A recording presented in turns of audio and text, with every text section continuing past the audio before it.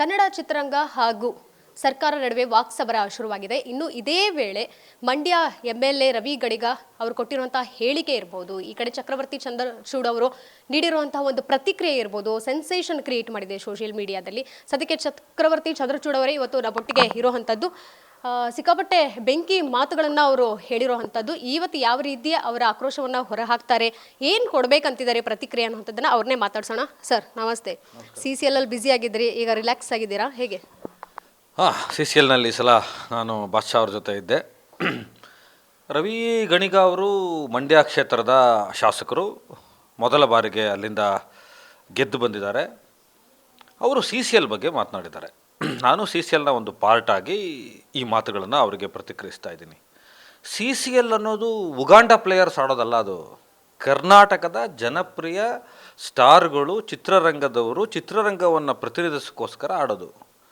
ಎಲ್ಲೋ CCL ಆಡಕ್ಕೆ ಹೋಗ್ತಾರೆ, ಏನೋ ಮಾಡ್ತಾರೆ ಅಂತ ರವಿ ಗಣಿಗ ಅವರು ತಮ್ಮ ಲೇವಡಿ ಮಾತುಗಳನ್ನು ನಿನ್ನೆ ನನ್ನ ಹತ್ರ ಅವ್ರು ದೂರವಾಣಿಯಲ್ಲಿ ಮಾತಾಡಿದ್ರು. ಅದಾದ ನಂತರನೂ ಮುಂದುವರಿಸಿದ್ದಾರೆ, ಕೆಲವು ಅಪಭ್ರಂಶಗಳನ್ನು ಮಾತಾಡಿದ್ದಾರೆ. ಪಾಪ ಅವರು DK ಶಿವಕುಮಾರ್ ಅವರಿಗೆ ಗಿಂಡಿಮಾಣಿಯಾಗಿರಬೇಕಾಗತ್ತೆ ಅನಿಸುತ್ತೆ, ಅದಕ್ಕೆ ಅವರು ಮಾತನಾಡಿದ್ದಾರೆ.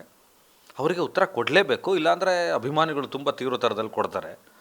ಅವರು CCL ಬಗ್ಗೆ ಲೇವಡಿ ಮಾಡಿರೋದು, ಬೆಂಗಳೂರಿನ ಚಿತ್ರರಂಗದವರ ಮನೆಗೆ ನಲ್ಲಿ ನೀರು ಕಟ್ ಮಾಡಬೇಕಾ, ಇವರು ಸಿನಿಮಾಗಳನ್ನು ಬ್ಯಾನ್ ಮಾಡಬೇಕಾ ಅಂತ ಪ್ರಶಸ್ತಿಗಳ ಬಗ್ಗೆ ಲೇವಡಿ ಮಾಡಿರೋದು, ಇದೆಲ್ಲವೂ ಹೇಗಿದೆ ಅಂತಂದರೆ ಒಂದು ಥರ ಈ ಹಿಟ್ಲರ್ಗಳ ಕಲ್ಚರನ್ನು, ಒಂಥರ ಹೆದರಿಸುವ ಕಲ್ಚರನ್ನು, ಬ್ಲ್ಯಾಕ್ ಮೇಲ್ ಕಲ್ಚರನ್ನು ಪ್ರತಿನಿಧಿಸ್ತಾ ಇರೋದರಿಂದ ನಾನು ಈ ಉತ್ತರವನ್ನು ಅವರಿಗೆ ಪ್ರೀತಿಪೂರ್ವಕವಾಗಿ ಸ್ವಲ್ಪ ಹಾರ್ಷಾಗಿ ಕೊಡಬೇಕಾಗುತ್ತೆ. ಯಾಕೆಂದರೆ ಅವರ ಮಾತುಗಳಲ್ಲಿ ತೂಕ ಇಲ್ಲ, ಬದ್ಧತೆ ಇಲ್ಲ. ಮೊದಲ ಬಾರಿಗೆ ಶಾಸಕರಾಗಿದ್ದರೆ ಒಂದು ಸ್ವಲ್ಪ ಜನರ ಜೊತೆ ಮಾತನಾಡುವಾಗ ಒಂದು ವಿನಯ ಇಟ್ಕೋಬೇಕಾಗಿತ್ತು, ಮಾಹಿತಿ ಇಟ್ಕೋಬೇಕಾಗಿತ್ತು. ಅವರು ಅವಮಾನ ಮಾಡಿರೋದು ಕಿಚ್ಚ ಸುದೀಪ್ ಅವ್ರಿಗಾಗಲಿ, ಗಣೇಶ್ಗಾಗಲಿ, ಡಾರ್ಲಿಂಗ್ ಕೃಷ್ಣ ಆಗಲಿ, 16 ಜನ ಕನ್ನಡ ಚಿತ್ರರಂಗದಲ್ಲಿ ಅತ್ಯಂತ ಬ್ಯುಸಿ ಇರ್ತಕ್ಕಂಥ ಚಲನಚಿತ್ರ ಸ್ಟಾರ್ಸ್ಗಳು CCL ನಾಡ್ತಾರಲ್ಲ ಅವ್ರಿಗಲ್ಲ. ಅವ್ರು ಅವಮಾನ ಮಾಡಿರೋದು ಸ್ವತಃ ರೆಬಲ್ ಸ್ಟಾರ್ ಅಂಬರೀಷ್ ಅವ್ರಿಗೆ. ಅವ್ರು ಯಾರ ಆಶೀರ್ವಾದದಿಂದ ಯಾವ ಜಿಲ್ಲೆಯಿಂದ ಗೆದ್ದು ಬಂದರೋ ಅಂಥ ಅಂಬರೀಷ್ ಅವ್ರಿಗೆ ಅವಮಾನ ಮಾಡಿರೋದು. ಯಾಕೆ ಅಂದರೆ CCL ಅನ್ನೋದಕ್ಕೆ ಮೊದಲ ಓಂಕಾರ ಹಾಕಿದ್ದು ಅಂಬರೀಷ್ ಅವರು.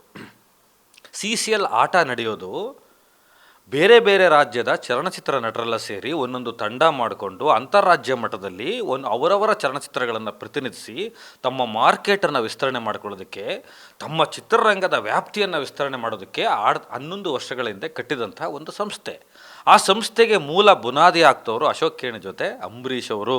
ಸ್ವತಃ ಅಂಬರೀಷ್ ಅವರ ಮಾರ್ಗದರ್ಶನದಲ್ಲಿ, ಇಲ್ಲ ನೀವು CCL ಆಡಬೇಕು, ಕರ್ನಾಟಕನೂ ನಾವು ಪ್ರತಿನಿಧಿಸಬೇಕು, ಬೇರೆ ರಾಜ್ಯದವರೆಲ್ಲ ಬಂದು ಕನ್ನಡದಲ್ಲಿ ಒಂದು ಕ್ರಿಕೆಟ್ ಟೀಮ್ ಇಲ್ಲ ಅಂದರೆ ತಪ್ಪಾಗುತ್ತೆ ಅಂತ ಸ್ವತಃ ಕ್ರಿಕೆಟ್ ಪ್ರೇಮಿಯಾಗಿದ್ದಂಥ ಅಂಬರೀಷ್ ಅವರು ಈ ತಂಡವನ್ನು ಕಿಚ್ಚ ಸುದೀಪ ಅವ್ರ ಕೈಯಲ್ಲಿ ಕಟ್ಟಿಸಿದ್ರು. ನೀನು ಕ್ಯಾಪ್ಟನ್ ಆಗಿದ್ದನ್ನು ನಡೆಸಬೇಕು ಅಂದರು. ಸೊ ಅಂಬರೀಷ್ ಅವರ, ರೆಬಲ್ ಸ್ಟಾರ್ ಅಂಬರೀಷ್ ಅವರ ಮಾತಿಗೆ ಬೆಲೆ ಕೊಟ್ಟು ಅವರಿಗೆ ಗೌರವ ಕೊಡುವ ಸಲುವಾಗಿ, ಕಲಾಭವನ ಕಟ್ಟುವ ಸಲುವಾಗಿ CCL ಆಟ ಆಡಿದ್ರು. ನೈಸ್ ಕಂಪನಿಯನ್ನು ಒಳಗಡೆ ತಂದರು. 11 ವರ್ಷಗಳ ಕಾಲ ಬೇರೆ ಬೇರೆ ಪ್ಲೇಯರ್ಸ್ಗಳು ಬಿಟ್ಟೋದ್ರು ಕೂಡ ಕಿಚ್ಚ ಸುದೀಪ ಅವರು ಒಬ್ಬ ಕಾಫ್ತಾರಾಗಿ ಮೈ ಮೂಳೆ ಮುರ್ಕೊಂಡು, ಬೆನ್ನು ಮೂಳೆ ಮುರ್ಕೊಂಡು, ತಮ್ಮ ಡೇಟ್ಸ್ಗಳನ್ನು ಫ್ರೀಯಾಗಿ ಬಿಟ್ಕೊಂಡು, ಗಣೇಶ್ ಅವರು ಇರ್ಬೋದು, ಕೃಷ್ಣ ಇರ್ಬೋದು, ಧನಂಜಯ ಇರ್ಬೋದು, CCL ಆಟಗಾರ ಇದ್ದಾರಲ್ಲ, ಚಂದನ್ ಇರ್ಬೋದು, ಪ್ರತಾಪ್ ನಾರಾಯಣ್ ಇರ್ಬೋದು, ಇವರೆಲ್ಲ ಬ್ಯುಸಿಯಾಗಿ ಕೆಲಸ ಮಾಡೋವಂಥವ್ರು, ಸಿನಿಮಾ ರಂಗದಲ್ಲಿ ಬ್ಯುಸಿ ಇರೋರು. ಯಾರು ಹಣಕ್ಕೋಸ್ಕರ ಆಡ್ತಾ ಇಲ್ಲ ಇದರಿಂದ ದುಡ್ಡು ಬರಲ್ಲ ಯಾರಿಗೂ. ತಮ್ಮ ಡೇಟ್ಗಳನ್ನು ಫ್ರೀಯಾಗಿ ಕೊಡ್ತಾರೆ. ತಾವು ಮೂಳೆ ಹೋಗಿ ಫಿಸಿಯೋದವ್ರನ್ನ ಕೇಳಿ ಎಷ್ಟೆಷ್ಟು ಕಡೆ ಯಾರ್ಯಾರಿಗೆ ಗಾಯಗಳಾಗಿದೆ, ಒಂದು ಯುದ್ಧದ ಥರ ಆಡ್ತಾರೆ. ತುಂಬ ಸೀರಿಯಸ್ಸಾಗಿ ಕ್ರಿಕೆಟ್ನ ತಗೊಂಡು ಆಡೋದು.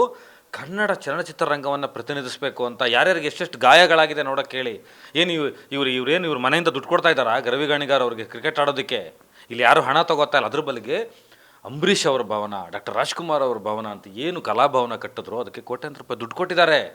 ಅದಕ್ಕೆ ಪಿಲ್ಲರ್ಗಳಾಗಿ ನಿಂತಿದ್ದಾರೆ. ಚಿತ್ರರಂಗಕ್ಕೆ ಅದರಿಂದ ಸೇವೆ ಆಗಿದೆ, ಚಿತ್ರರಂಗಕ್ಕೆ ಅದರಿಂದ ಹೆಸರು ಬಂದಿದೆ. ಅಲ್ಲಿ ಹಾರೋದು ಕನ್ನಡ ಚಿತ್ರರಂಗದ ಬಾವುಟ, ಕರ್ನಾಟಕ ಬುಲ್ಡೋಸರ್ಸ್ ಅಂದ್ರಲ್ಲಿ ಕನ್ನಡ ಬಾವುಟ ಹಾರುತ್ತೆ ರವಿ ಗಣಿಗ. ಮೊದಲು ಇದನ್ನು ತಿಳ್ಕೊಳ್ಳಿ ನೀವು. ತಮಿಳ್ನಾಡು ಬಾವುಟ ಹಾರಿಸಲ್ಲ ನಾವು. ಎಲ್ಲ ರಾಜ್ಯಗಳ ಜೊತೆ ಒಂದು ಸೌಹಾರ್ದ ಇರಬೇಕು, ನಮ್ಮ ಮಾರುಕಟ್ಟೆಯಲ್ಲಿ ನಾವು ಇದ್ದೀವಿ ಅಂತ ತೋರಿಸ್ಬೇಕು. ಈ CCLನ ಒಂದು ಘನವಾದ ಉದ್ದೇಶ ಇದೆ. ಅಂಬರೀಷ್ ಅವರದ್ದು ಒಂದು ಮಾತಿದೆ, ಮುನ್ಸೂಚನೆ ಇದೆ, ಅವರ ಆದೇಶ ಇದೆ. ಎಷ್ಟು ವರ್ಷಗಳ ಕಾಲ ಅಂಬರೀಷ್ ಅವರು ಬಂದಿದ್ದಾರೆ, CCL ಆಟಕ್ಕೆ ನೋಡ್ತಾ ಕೂತಿದ್ದಾರೆ. ಹಾಗಾದರೆ ನೀವು ಅಂಬರೀಷ್ ಅವ್ರ ಬಗ್ಗೆ ಮಾತಾಡ್ತಾ ಇದ್ದಾರೆ ಈ ಮಾತನ್ನು? ಯೋಚನೆ ಮಾಡಿ ಮಾತಾಡಿ. ಯಾರು ಗಣೇಶು, ಯಾರು ಧನಂಜಯ, ಯಾರು ಬಾದ್ಶಾ ಕಿಚ್ಚ ಸುದೀಪ? ಅವ್ರು ಕರ್ನಾಟಕಕ್ಕೆ ಅವ್ರ ಕೊಡುಗೆ ಏನು? CCL ತಂಡನ ಯಾಕೆ ರಚನೆ ಮಾಡಿದ್ದಾರೆ? ಕೈಯಿಂದ ಎಷ್ಟು ದುಡ್ಡುಗಳು ಹೋಗುತ್ತೆ ಅವ್ರದ್ದು? ಅದರಿಂದ ಕನ್ನಡದ ಜನತೆಗೆ ಎಷ್ಟು ಮನರಂಜನೆ ಸಿಗ್ತಾ ಇದೆ? 96 ಅಡಿ ಕನ್ನಡ ಬಾವುಟ ಹಾರಿದ್ದು ಇದೇ CCLನಲ್ಲಿ. ಕನ್ನಡದ CCL ನೋಡೋದಕ್ಕೆ ಎಷ್ಟು ಜನ ಬರ್ತಾರೆ, ಎಷ್ಟು ಟಿಕೆಟ್ ಸೇಲ್ ಆಗುತ್ತೆ, ಎಷ್ಟು ಟ್ಯಾಕ್ಸ್ ದುಡ್ಡು ನಿಮಗೆ ಬರುತ್ತೆ. ನಿಮ್ಮ DCM ಸ್ವತಃ ನಮ್ಮ ಪ್ರೀತಿಯ ಕರೆಯೋಲೆಗೆ ನಾನೇ ಹೋಗಿದ್ದೆ ಬಾದ್ಶಾ ಅವ್ರ ಜೊತೆಗೆ. KP ಶ್ರೀಕಾಂತ್, ಚಿತ್ರ KRG, ಸಿನಿಮಾ ರಂಗದ ಅತ್ಯಂತ ದೊಡ್ಡ ದೊಡ್ಡ ಪ್ರೊಡ್ಯೂಸರ್ಸ್ಗಳೆಲ್ಲ ಬಂದಿದ್ದರು.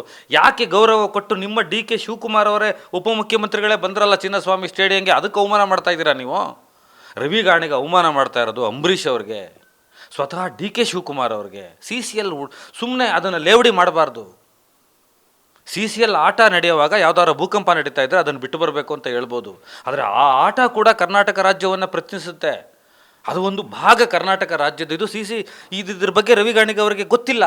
ಅವರು CCL ಅಂದರೆ ಇದು ಏನೋ ಶೋಕಿ ಅನ್ಕೊಂಡ್ಬಿಟ್ಟಿದ್ದಾರೆ ಅವರು. ಯಾಕೆಂದರೆ ಈ ರಾಜಕಾರಣಿಗಳಿಗೆ ಒಂದು ಸೀರಿಯಸ್ನೆಸ್ ಇಲ್ಲ ಮಾತನಾಡುವಾಗ. ನಾಳೆ ಇದರಿಂದ ಆಗುವ ಅಪಪ್ರಚಾರ ಏನು, ಆಗುವ ಸೈಡ್ ಎಫೆಕ್ಟ್ಗಳೇನು ರವಿ ಗಾಣಿಗಾಗೆ ಗೊತ್ತಿಲ್ಲ. ಅವ್ರಿಗೆ ನಿನ್ನೆ ಕೂಡ ಹೇಳಿದ್ದೀನಿ, ಗೆಳೆಯರೇ ಅರ್ಥ ಮಾಡ್ಕೊಳ್ಳಿ ಅಂತ.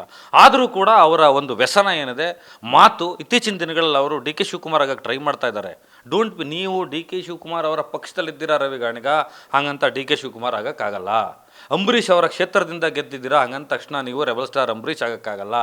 ತುಂಬ ವಿನಯವಾಗಿ ಹಂಬಲ್ನೆಸ್ನ ರೂಢಿ ಮಾಡ್ಕೋಬೇಕಾಗತ್ತೆ. CCL ಬಗ್ಗೆ ನಿಮಗೆ ಸರಿಯಾದ ಮಾಹಿತಿ ಇಲ್ಲ. ಆ ಮಾಹಿತಿ ಕೊಡೋದಕ್ಕೋಸ್ಕರ ಈ ಮಾತಾಡ್ತಾ ಇದ್ದೀನಿ.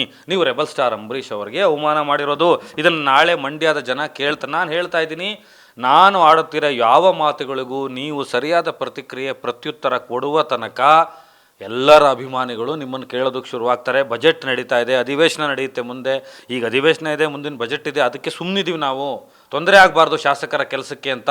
ಇದನ್ನು ನೀವು ಅರ್ಥ ಮಾಡ್ಕೋಬೇಕು. ಇದರ ಗಂಭೀರತೆಯನ್ನು ತುಂಬ ಲಘುವಾಗಿ ಪರಿಗಣಿಸಬೇಡಿ. ನೀವು ಪತ್ರಕರ್ತರಾಗಿದ್ದವರು ತುಂಬ ಲಘುವಾಗಿ ಪರಿಗಣಿಸ್ತಾ ಇದ್ದೀರಾ, ತುಂಬ ಲೇವಡಿ ಮಾಡ್ತಾ ಇದ್ದೀರಾ, ತುಂಬ ವ್ಯಂಗ್ಯವಾಗಿ ಮಾತಾಡ್ತಾ ಇದ್ದೀರಾ. ನೀವೇ ಗೌರವಿಸುವಂಥ ವಿಧಾನಸೌಧದ ಮೆಟ್ಲುಗಳನ್ನು ನಿಮ್ಮ ದುರಾಂಕಾರ ತೋರಿಸ್ಕೊಳ್ಳೋದಕ್ಕೆ ಉಪಯೋಗಿಸ್ತಾ ಇದ್ದೀರಾ. ಇದನ್ನು ಬಳಸಬೇಡಿ. ಫಸ್ಟ್ ಟೈಮ್ ಗೆದ್ದಿದ್ದೀರಾ, ನೀವಿನ್ನು ಮುಂದೆ ಶಾಸಕರಾಗಿ ಮಂತ್ರಿಯಾಗಿ ದೊಡ್ಡ ಸ್ಥಾನಕ್ಕೆ ಹೋಗಬೇಕಾದವರು. ಎದುರುಗಡೆ ಸಿಕ್ತಾಗ ನೀವು ಹೇಗೆ ಮಾತಾಡ್ತೀರಾ, ಇದೇ ಕಿಚ್ಚ ಸುದೀಪ್ ಅವ್ರ ಜೊತೆ, ಗಣೇಶ್ ಅವ್ರ ಜೊತೆ, ಬೇರೆ ಬೇರೆ ಹೀರೋಗಳ ಜೊತೆ. ಬೇಡ, ಪಗುರು ಒಳ್ಳೆಯದಲ್ಲ. CCLಗೆ ಮಾತಾಡ್ತಾ ಇರೋದು ನೀವು ರೆಬಲ್ ಸ್ಟಾರ್ ಅಂಬರೀಷ್ ಅವ್ರಿಗೆ ಅವಮಾನ. ಅದರಿಂದ ಕರ್ನಾಟಕಕ್ಕಾಗಿರುವ, ಕನ್ನಡದ ಮನರಂಜನಾ ಕ್ಷೇತ್ರಕ್ಕಾಗಿರುವ, ಕನ್ನಡ ಚಿತ್ರರಂಗಕ್ಕಾಗಿರುವ ಗೌರವನ ಜ್ಞಾಪಿಸ್ಕೊಳ್ಳಿ. ಒಂದ್ಸಲ ಅದರದ್ದು ಕೊಡುಗೆ ಇದೆ, ತಿಳ್ಕೊಳ್ಳಿ. ಯಾರಾದರೂ 4 ಅಕ್ಷರ ಓದಿರೋರನ್ನ ಜೊತೆಲಿಟ್ಕೊಳ್ಳಿ, ಹೇಳ್ಕೊಡ್ತಾರೆ. ಇನ್ನು ಇದ್ರ ಜೊತೆಗೆ ಪ್ರಶಸ್ತಿ ವಿಚಾರವಾಗೂ ಮಾತಾಡಿದ್ರು. ಮುಂಬೈಯಲ್ಲಿ ಕರೆದಿದ ತಕ್ಷಣ ಹೋಗ್ಬಿಡ್ತೀರಾ, ಆದರೆ ಕರ್ನಾಟಕದಲ್ಲಿ ರಾಜ್ಯ ಪ್ರಶಸ್ತಿ ಬೆಸ್ಟ್ ನಟ ಅನ್ನೋ, ಅತ್ಯುತ್ತಮ ನಟ ಅನ್ನೋ ಪ್ರಶಸ್ತಿ ನೀವು ನಿರಾಕರಿಸ್ತೀರಾ? ಈಗ ನಾನು ರವಿ ಗಾಣಿಗ ಅವರಿಗೆ ಈ ಅಧಿವೇಶನ ಮುಗಿದ ತಕ್ಷಣ ಅವ್ರ ಮನೆ ಮುಂದೆ ಕೂತ್ಕೊಳ್ಳುವಂಥ ಕಾರ್ಯಕ್ರಮ ಇದೆ. ಈಗ ಅದನ್ನು ಹೇಳ್ತಾ ಇದ್ದೀನಿ. ಖಂಡಿತವಾಗಲೂ ನಾವೆಲ್ಲರೂ ಅಭಿಮಾನಿಗಳ ಜೊತೆ ರವಿ ಗಾಣಿಗ ಅವ್ರ ಮನೆ ಮುಂದೆ ಅಂತೂ ಕೂತ್ಕೋತೀವಿ. ಅದನ್ನು ಅವರು ಫೇಸ್ ಮಾಡಲೇಬೇಕು. ಏನಂದರೆ, ನಿನ್ನೆನೂ ಕೇಳಿದ್ದೀನಿ, ಇವತ್ತೂ ಕೇಳ್ತಾ ಇದ್ದೀನಿ. ಕಿಚ್ಚ ಸುದೀಪ್ ಅವರು 2004ರಿಂದ 2025ರವರೆಗೆ ಈ ಅವಧಿಯಲ್ಲಿ ಯಾವ ರಾಜ್ಯದ ಯಾವ ಭಾಷೆಯ ಅವಾರ್ಡ್ಗಳನ್ನು ತೊಗೊಂಡಿದ್ದಾರೆ ಅವರು ಸಾಬೀತುಪಡಿಸ್ಬೇಕು. ಯಾವ ಹಿಂದಿ ಅವಾರ್ಡ್ ತೊಗೊಂಡಿದ್ದಾರೆ, ಬೇರೆ ಯಾವ ಭಾಷೆಯ ಅವಾರ್ಡ್ಗಳನ್ನ ಸ್ವೀಕರಿಸಿದ್ದಾರೆ. ಆಯಿತು, ಅವಾರ್ಡ್ನ ರಿಜೆಕ್ಟ್ ಮಾಡಿಬಿಟ್ರಿ ಅಂತ ಹೇಳಿದ್ರಲ್ಲ ರವಿ ಗಾಣಿಗ, ನಿಮಗೆ ಕನ್ನಡ ಓದಕ್ಕೆ ಬರಲ್ವಾ, ಇಂಗ್ಲೀಷ್ ಓದಕ್ಕೆ ಬರಲ್ವಾ, ಟ್ವೀಟ್ ಖಾತೆಗಳನ್ನು ನೋಡೋಕ್ಕೆ ಬರಲ್ವಾ? ಅವರೆಷ್ಟು ವಿನಮ್ರತೆಯಿಂದ ನಿರಾಕರಣೆ ಮಾಡಿದ್ದಾರೆ, ಜೂರಿಗಳಿಗೆ ಗೌರವ ಕೊಟ್ಟಿದ್ದಾರೆ. ಪ್ರಶಸ್ತಿ ಸ್ವೀಕಾರ ಮಾಡಿಬಿಟ್ಟು ಅದನ್ನು ತೊಗೊಳಕ್ಕೆ ಕಾರ್ಯಕ್ರಮಕ್ಕೆ ಬರದೆ ಹೋದ್ರೆ ಅದು ಅವಮಾನ ಅಂತ ಹೇಳ್ಬೋದು. ನಾನು ತಗೊಳ್ಳೋದಿಲ್ಲ ಅನ್ನೋದಕ್ಕೆ ಒಂದು ಕಾರಣ ಇದೆ. ಇವತ್ತು ಹೇಳ್ತಾ ಇದ್ದೀನಿ. ಮತ್ತೆ ಇದು ರವಿ ಗಾಣಿಗ ಅವ್ರು ಕೇಳಿಸ್ಕೋಬೇಕು, ಅವ್ರು ಉತ್ತರ ಕೊಡಲೇಬೇಕು. ಇದು ಸುಮ್ಮನೆ ಇದೇನೋ ಗಿಂಡಿ ಮಾಡಿ ಅಪಭ್ರಂಶ ಆಟ ಆಡ್ಬಿಟ್ಟು ಬಿಟ್ಟೋಗಂಥದ್ದಲ್ಲ. ಕೆಲವ್ರ ಬಗ್ಗೆ ಮಾತನಾಡಿದಾಗ ಅದಕ್ಕೊಂದಷ್ಟು ಸೂಕ್ಷ್ಮತೆ ಇರುತ್ತೆ. ಗ್ಯಾರಂಟಿ ನ್ಯೂಸ್, ಸುದ್ದಿ ಖಚಿತ, ನ್ಯಾಯ ನಿಶ್ಚಿತ.